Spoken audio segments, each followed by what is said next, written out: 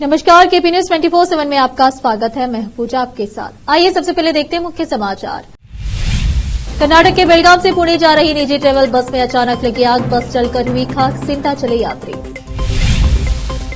कांग्रेस का एक धड़ा सीपी योगेश्वर की उम्मीदवारी से नाखुश, बोले पूर्व सांसद डीके सुरेश। कर्नाटक के पूर्व मुख्यमंत्री बसवराज बोम्माई के बेटे भरत बोम्माई ने शिगांव विधानसभा उपचुनाव के लिए दाखिल किया नामांकन। आंध्र प्रदेश के दीपावली पर गरीबों को बड़ा तोहफा, दीपम योजना के तहत 31 अक्टूबर से मिलेंगे मुफ्त सिलेंडर। मौका मिला तो उद्धव राज को फिर से साथ लाने की कोशिश करूंगा, बोले एमएनएस लीडर बालानंद गांवकर।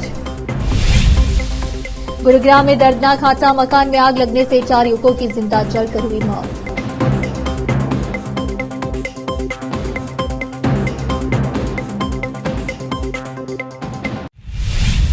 अब समाचार विस्तार से।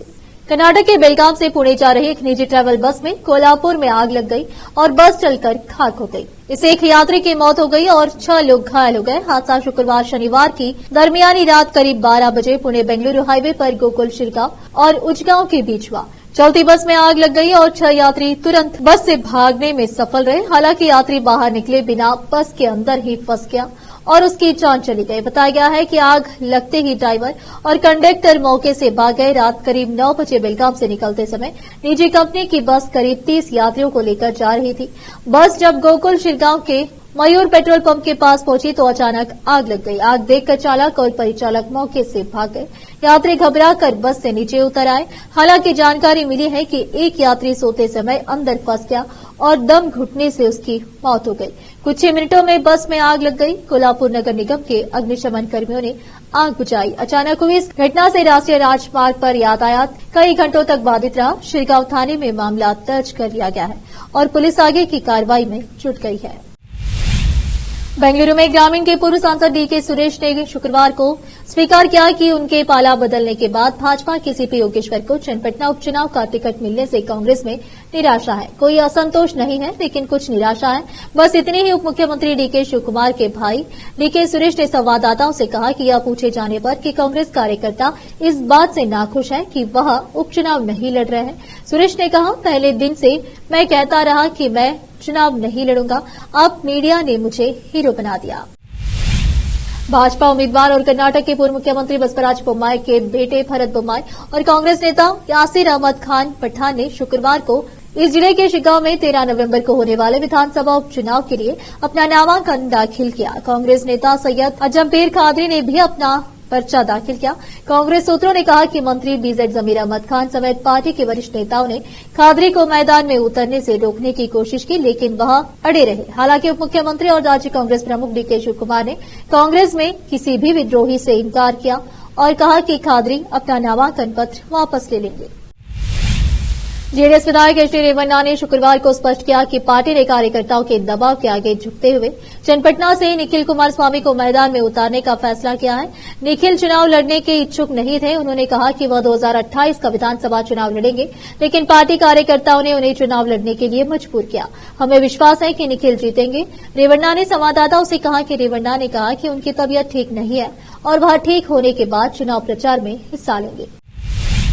विवादास्पद वक्फ संशोधन विधेयक 2024 पर राष्ट्रीय स्तर पर लंबी चर्चा के बीच बेंगलुरु दक्षिण के भाजपा सांसद एलएस तेजस्वी सूर्या ने शुक्रवार को कांग्रेस से पूछा कि क्या वे कर्नाटक को पाकिस्तान में बदल रहे हैं। मैं जमीर अहमद खान, सिद्धरामैया और राज्य सरकार से पूछना चाहता हूं कि क्या वे कर्नाटक को पाकिस्तान में बदलने का इरादा रखते हैं। बिना किसी आधार के सैकड़ों वर्षों तक इन जमीनों को जोतने वाले इन हिंदू किसानों का अपमान किया गया है और आप हाथ पर हाथ धरे बैठे हैं। वह विजयपुरा जिले के कई किसानों से मुलाकात के बाद बोल रहे थे, जिन्होंने वक्फ बोर्ड को अवैध रूप से 1500 एकड़ से अधिक जमीन खोने का दावा किया था।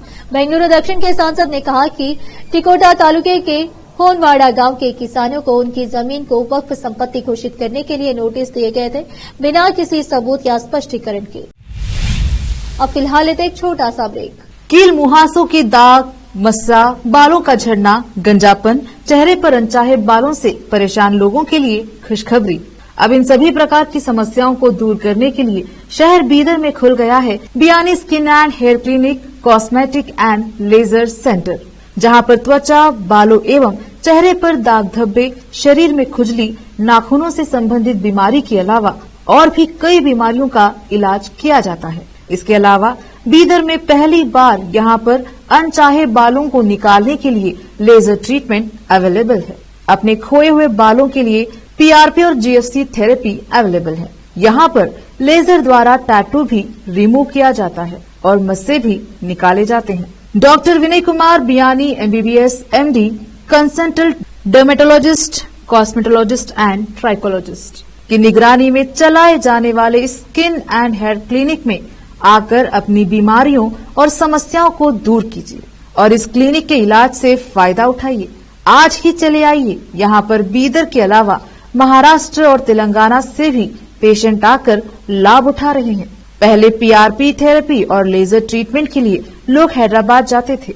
अब यह सब चीजें यहीं बीदर में उपलब्ध हैं। नई कमान के पास बस स्टॉप के सामने बिल्डिंग में हमारा क्लिनिक है। चले आइए Biyani skin and hair clinic, cosmetic and laser centre. Timing सुबह 11 बजे से 9 बजे तक, 11 to 9 PM। अपॉइंटमेंट के लिए इस नंबर पर संपर्क कीजिए 9243573333। ब्रेक के बाद आपका स्वागत है। आइए देखते हैं समाचार। आंध्र प्रदेश सरकार दीपावली के अवसर पर राज्य के गरीबों को शानदार तोहफा देने जा रही है। सरकार दीपम योजना के तहत राज्य के गरीबों को मुफ्त गैस सिलेंडर का वितरण करेगी। सरकार के सुपर 6 कार्यक्रम के तहत यह प्रमुख वादा है, जिसका उद्देश्य कम आय वाले परिवारों की मदद करना है। 31 अक्टूबर से मुफ्त गैस सिलेंडर का वितरण किया जाएगा। इस योजना के तहत सभी पात्र महिलाएं साल भर में 3 मुफ्त सिलेंडर प्राप्त कर सकती हैं। आंध्र प्रदेश के मुख्यमंत्री चंद्रबाबू नायडू ने अधिकारियों को दीपम योजना के लिए एडवांस में सिलेंडरों की व्यवस्था सुनिश्चित करने के लिए कहा था। साथ ही अधिकारियों को निर्देश दिया था कि वे 24 अक्टूबर से सिलेंडर बुक करने की व्यवस्था करें, क्योंकि आपूर्ति 31 अक्टूबर से शुरू होगी। इस योजना को लागू करने पर राज्य सरकार को 2648 करोड़ रुपए का अतिरिक्त वित्तीय बोझ उठाना होगा।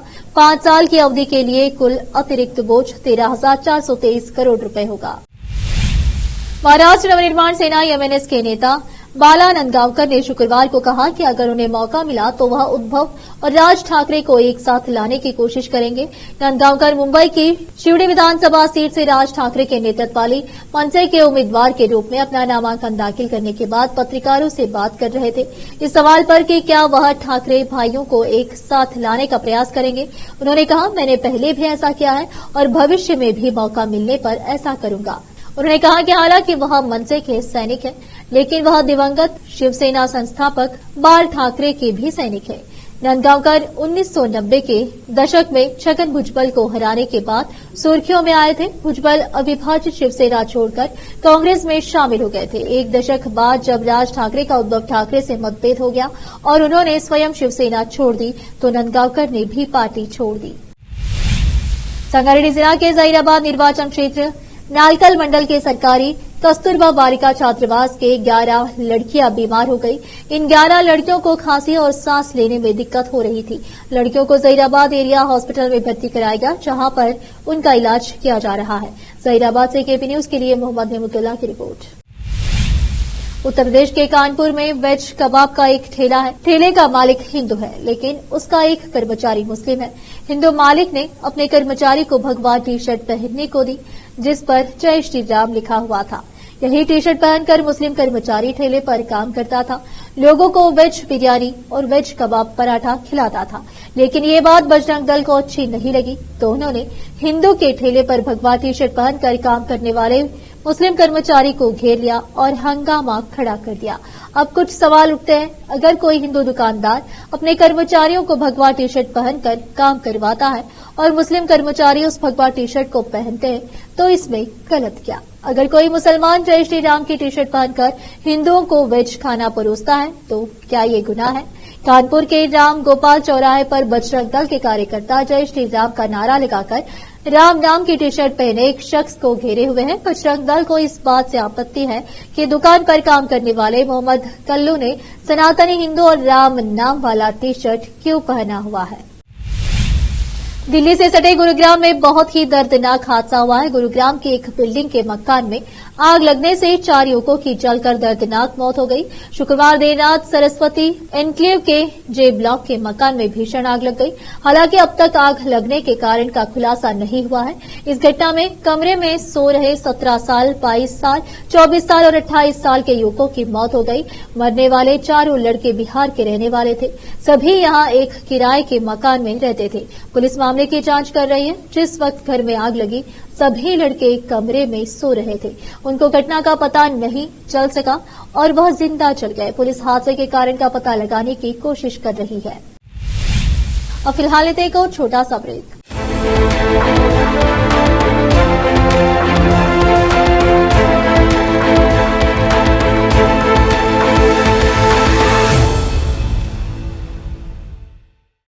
नूर एजुकेशन ट्रस्ट बीदर की ओर से चलाए जाने वाला Noor MEd and BEd college Bidar, recognised by NCTE Delhi and affiliated to Bidar University, Bidar. Admission are open for the academic year 2024-25. विशेषज्ञ और सक्षम शिक्षकों द्वारा शिक्षा प्राप्त करने के लिए नूर एमएड एंड बीएड कॉलेज में दाखिला लें और शांत वातावरण में शिक्षा प्राप्त करें। बीदर शहर में बेहतर शिक्षा का एकमात्र केंद्र Noor MEd and BEd college, Shahpur gate, Bidar.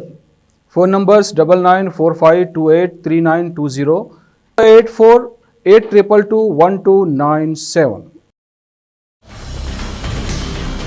Hindustan के हर कोने में हम हैं मौजूद। 24 घंटे हालात पर गहरी नजर, खबरों से जुड़े चुपते सवालात और आपको दिखाता है धार्मिक, सामाजिक, राजनीतिक, लोकल और इंटरनेशनल न्यूज की सबसे बेहतर कवरेज जो आपको रखती है हर पल बाखबर।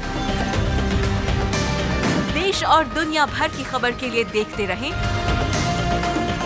KP news 24/7। ब्रेक के बाद आपका स्वागत है। आइए देखते हैं समाचार। बिहार की प्रसिद्ध लोक गायिका व पद्म भूषण से सम्मानित शारदा सिन्हा को तबीयत बिगड़ने के बाद गंभीर हालात में दिल्ली स्थित एम्स में भर्ती कराया गया है। एम्स सूत्रों ने कहा है कि फिलहाल उन्हें आईसीयू में रखा गया है। कहा जा रहा है कि कुछ दिनों से उनकी तबीयत खराब चल रही थी, लेकिन आज सुबह शारदा सिन्हा की तबीयत थोड़ी ज्यादा खराब हो गई। आपको बता दें कि हाल ही में उनके पति का ब्रेन हेमरेज से निधन हुआ था। बिहार की लोक गायिका शारदा सिन्हा छठ के गानों के लिए मशहूर है। बता दें कि छठ के पर्व के दौरान शारदा सिन्हा के गानों को खूब पसंद किया जाता है। छठ पर गाए इनके गाने काफी प्रसिद्ध।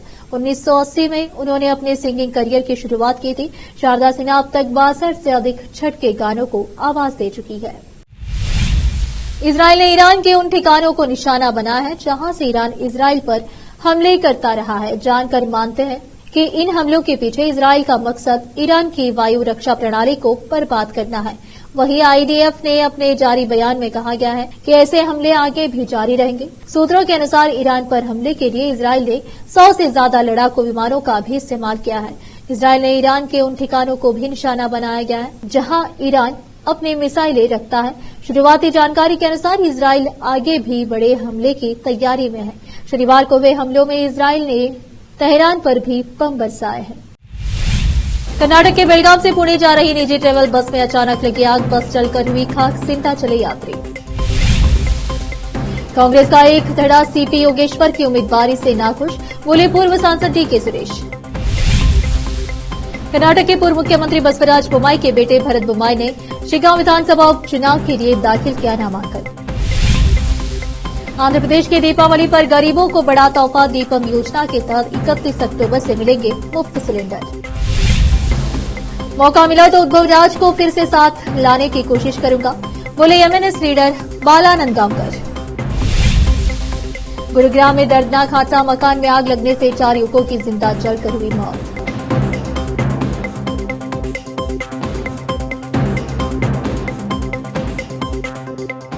केपी न्यूज में इस वक्त के लिए इतना ही। देश प्रदेश के समाचारों के लिए देखते रहिए आपका अपना चैनल केपी न्यूज 24/7।